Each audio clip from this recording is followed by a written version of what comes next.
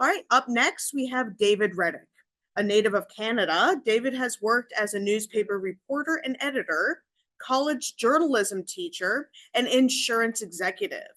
In addition to his work on vexillology, he has published numerous short stories for mystery anthologies. His paper today concerns an earlier wave of flag design and redesign, the flag of Indiana. All right, what we're going to do today is talk about the real origin of the Indiana state flag. And history has decreed that a gentleman named Paul Hadley, who was an interior designer from Mooresville, was the father of the Indiana state flag. And for his efforts, he won $100. My question is, did that really happen? What I'm going to do is I'm going to tell you the story of a 4-year campaign taken on by the Indiana Daughters of the American Revolution to enact a state flag in Indiana and talk about some of the roadblocks they came up against. One of the things that they did and how this all started was in February of 1914. An officer with the National Association, or the National DAR, sent a letter to all the state regions and said, please bring a flag to our national conference because we have just created and opened up this new auditorium in Washington, D.C., and we want to ring the auditorium with state flags. Well, the problem was that Indiana didn't have a state flag, and they weren't alone. So the state region, she got together a couple of the older, more experienced members and said, come up with something to take to DC. So what they did was they came up with a bunting flag. They took a piece of bunting and they slapped the seal on it. And the one thing I learned from this conference, seal on a bed sheet. I had never heard that phrase before. Now, the problem is, what do you call it when you put the seal on a piece of bunting? So you folks got to give me an idea before I leave this conference so I can include that in my rewrite. What they did, though, before the meeting ended, they created a state flag committee, and a lady by the name of Mary Stuart Carey of Indianapolis, she was a socialite and a forceful person in a lot of civic undertakings. She chaired the committee. They went to work. They got a hold of their state chapters and encouraged them to bring samples that could be considered for a state flag. I jumped ahead of myself here a little bit, but this was one of the entries. This was put together by a former Civil War veteran whose name was Irwin Burnett Arnold. He was born in Ohio, fought in the Civil War, lived for a time in Illinois, and came to Indiana in 1912 and lived in Richmond, Indiana. I don't know how he knew about this contest, but nevertheless, he came up with this flag design. And then he had the Portland, Indiana chapter submit it. And it's a pretty interesting design.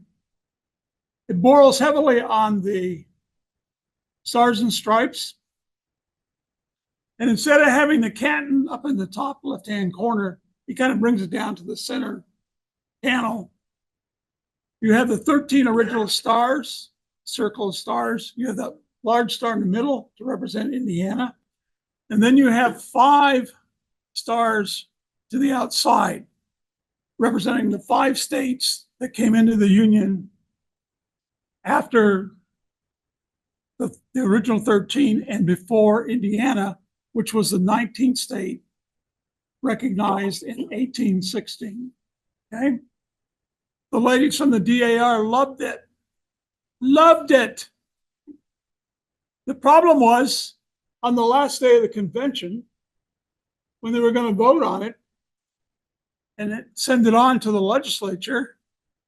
The Secretary of State sent them a telegram, and he said, sorry, ladies, but I think Indiana already has a flag.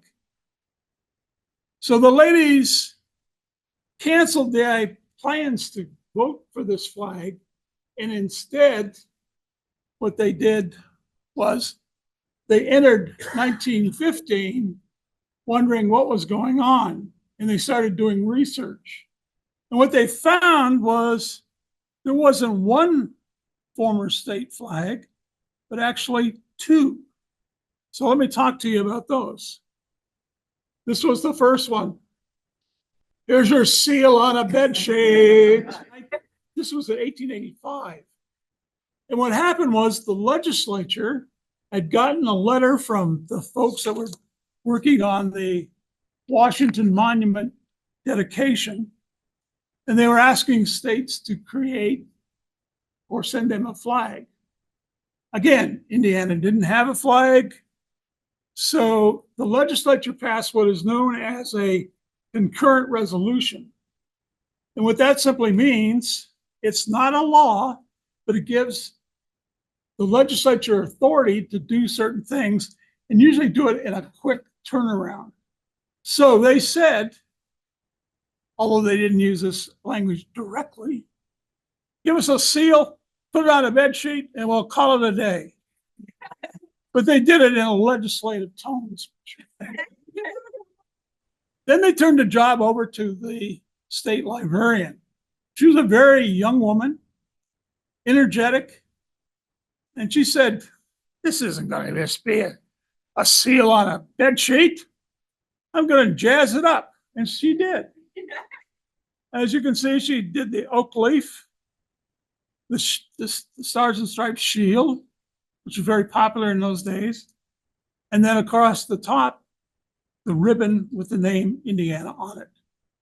And they submitted this in time, 17 days from when they got the letter until she sent it out the door to DC. It was there on time for the dedication in late February. It came back to Indiana. The only reference I could find was it ended up in the current governor's office, and nobody knew what happened to it. It's lost.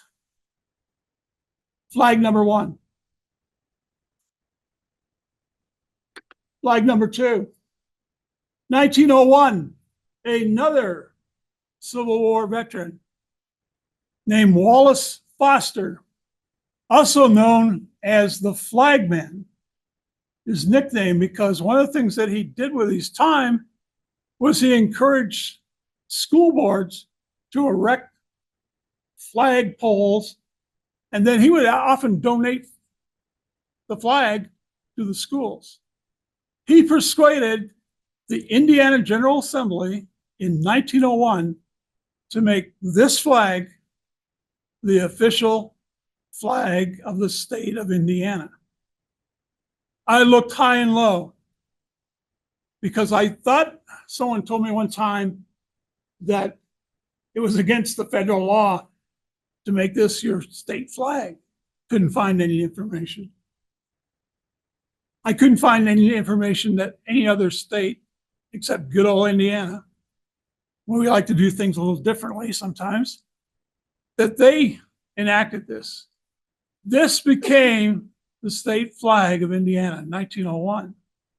Well, needless to say, Mrs. Carey, the chair of the DAR State Flag Committee, wasn't too happy about hearing this.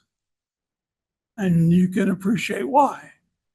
Her biggest argument was she thought it was presumptuous of Captain Foster and the GAR, who seemed to support this notion, because why is this flag so special for Indiana that it should be the state flag when you've got all these other states that are equally the same? So as we get into 1916, things change a little bit, and we got another flag to show you. 1916 represented the centennial for the state of Indiana. And what happened was the legislature hired a guy from New York City whose name was William Chauncey Langdon. He was president of the American Pageant Association. This guy did put on a lot of pageants on the East Coast. They hired him to come to Indiana, and he brought his family in the fall of 1915, and he put on 3 pageants, one in Bloomington, the home of Indiana University, one in Corydon, which was the first state capital, and the final one was in Indianapolis, the current state capital. And one of the things that he said early on when he showed up, he was surprised that Indiana didn't have a flag. So he created a flag. And when I saw that, I said, wait a minute, I've seen that flag before. Have you seen that flag before? Sure, you've seen that flag before. Because that flag looked a heck of a lot like that flag I talked to you about in 1914 from that Civil War guy from Richmond, Indiana. And that's what he did. He took the flag, he moved what had been, well, first of all, he made it a vertical flag, and then he took all the stars and put them in the middle. Now, he describes this in great detail in the research that I found. Unfortunately, I could not find an unfurled version of this flag.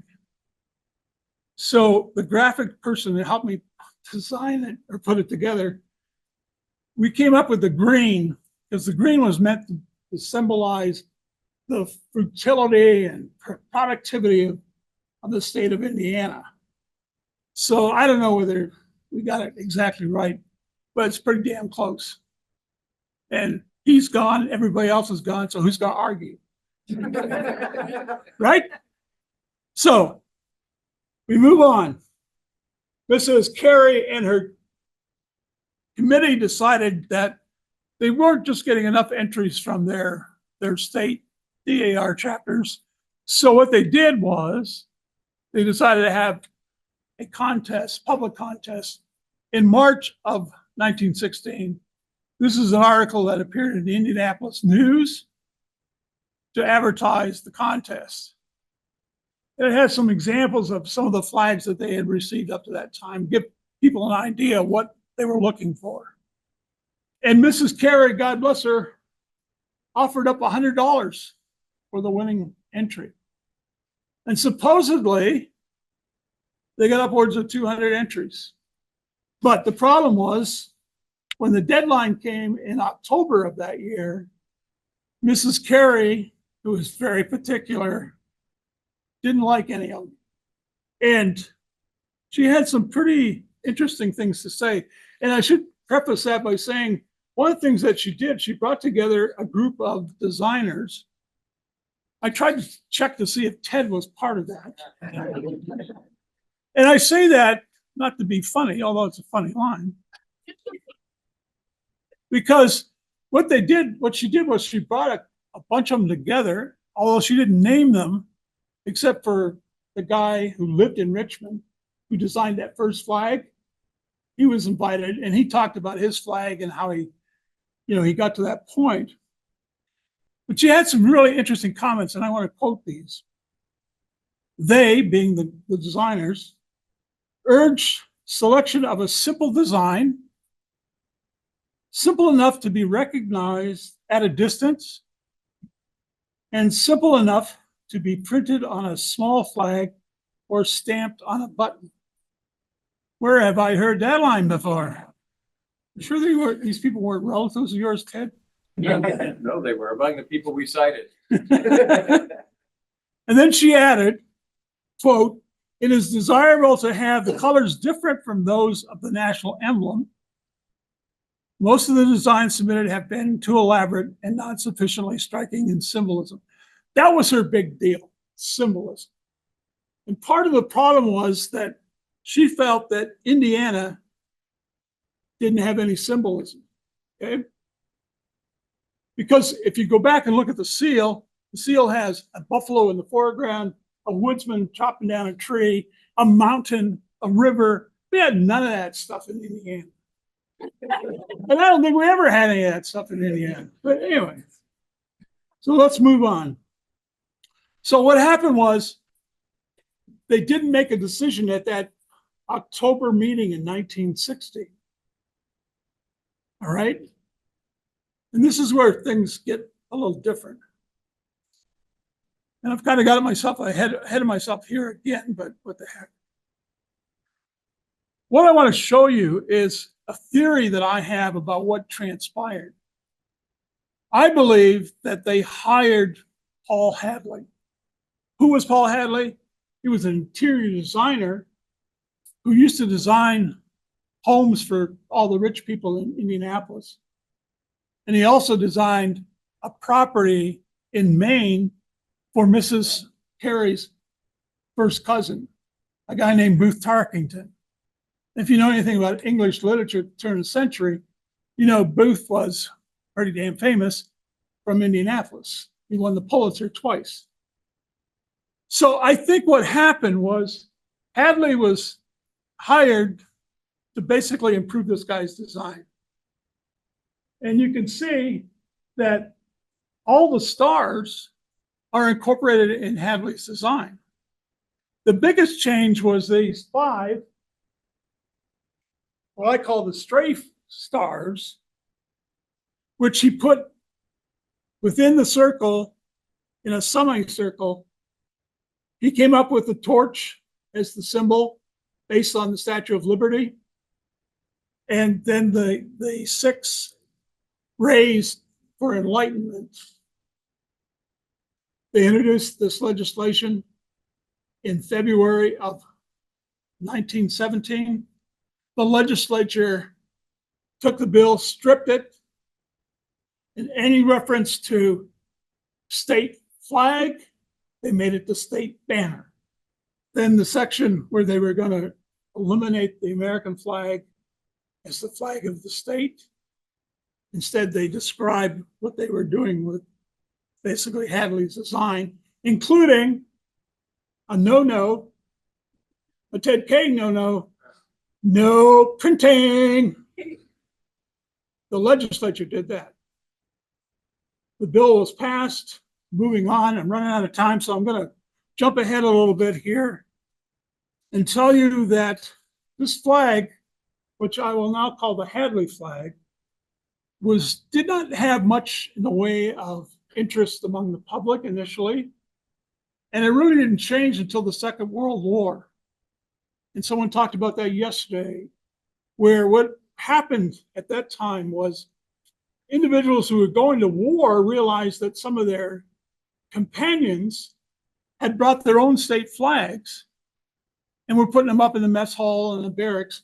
So there was a whole raft of stories that came up about, can we get a Indiana flag? And that's what happened. Moving ahead, it wasn't until 1955 legislation was passed to make what I'm calling the Hadley flag the official flag of the state of Indiana.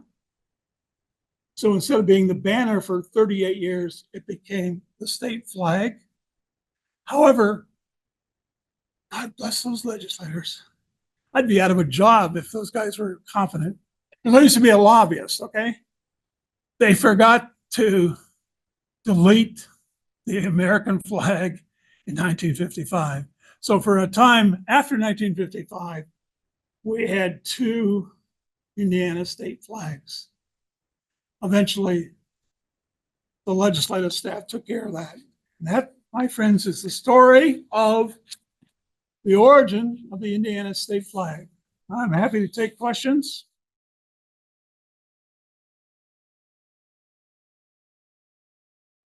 Do people in Indiana know about earlier versions of? And my answer is no. I wrote a book last year called The Indiana Flag. The subhead is Who Really Designed It? And I did that deliberately because I wanted to. And in the final chapter of this, I talk about what Arnold, the veteran from Richmond, his involvement in this. But no, they don't, because one, they don't teach about it in Indiana schools. So no, people didn't know about it, but it's unfortunate, but that's the way it was or is. Any other questions? Ted, do I think the legislature would be willing to take the name off? I would hope they would, but I don't hold a lot of hope because they haven't, in my opinion, improved a lot since 1917. And it doesn't look like it's going to improve a lot this fall with the general election. If anything, it's going to get worse. Indiana is the only state where the national TV networks love to say within minutes of 6 o'clock when the polls close, ABC News just confirmed that Indiana has gone for Donald Trump. And my point is, we know that's going to happen. So why doesn't the legislature get off its duff?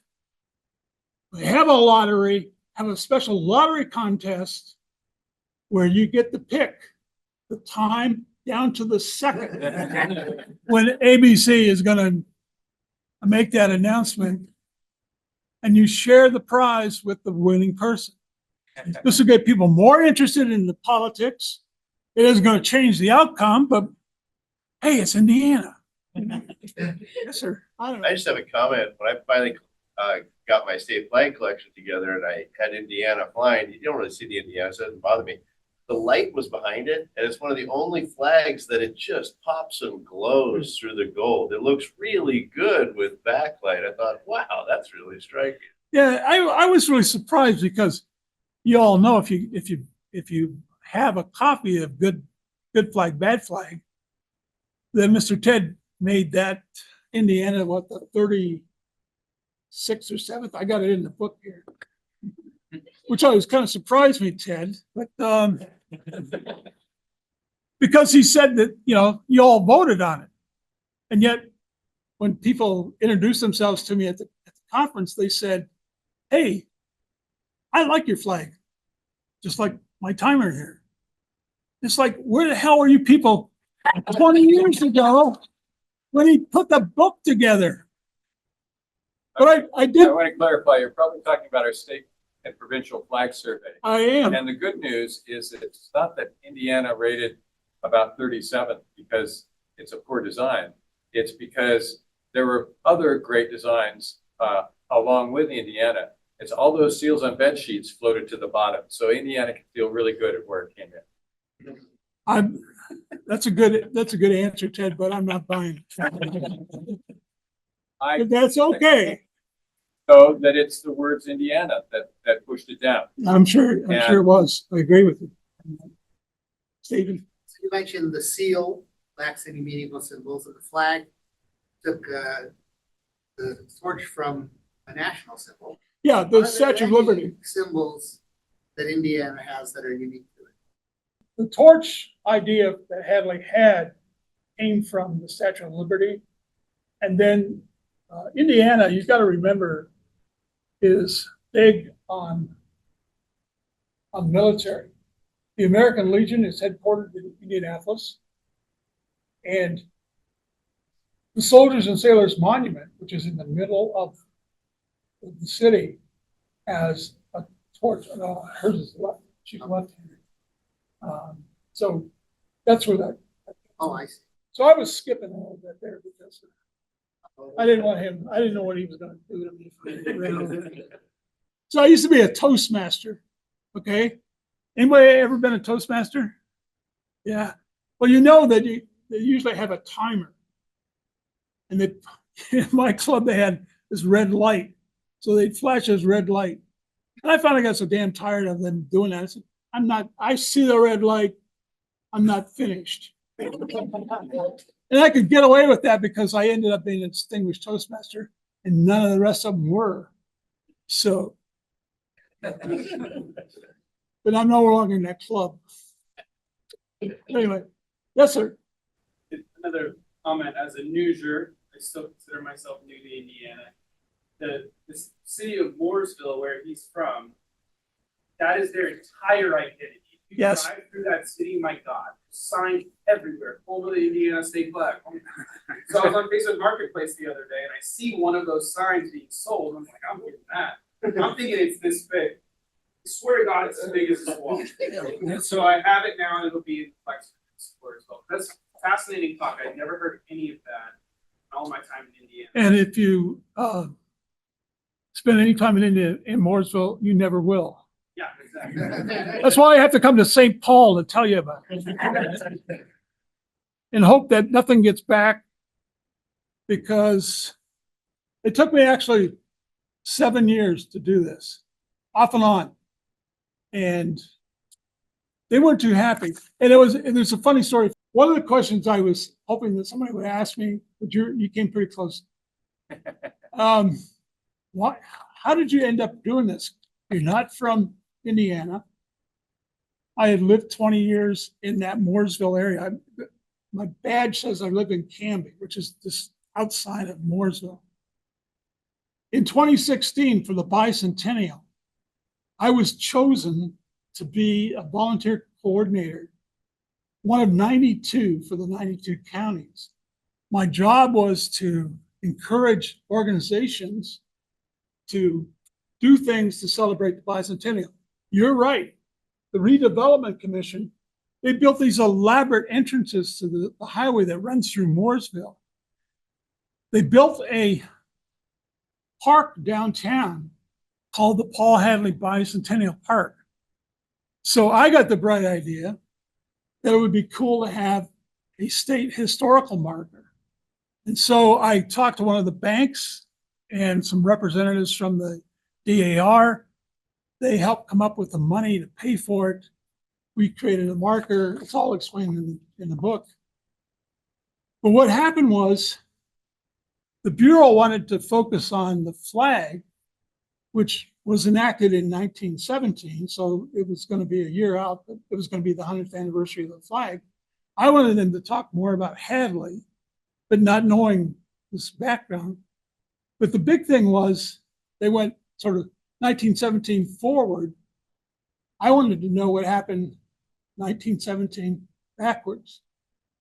And that's how I got interested in this and how I ended up writing the book. Right? Thank you very much. Thank you.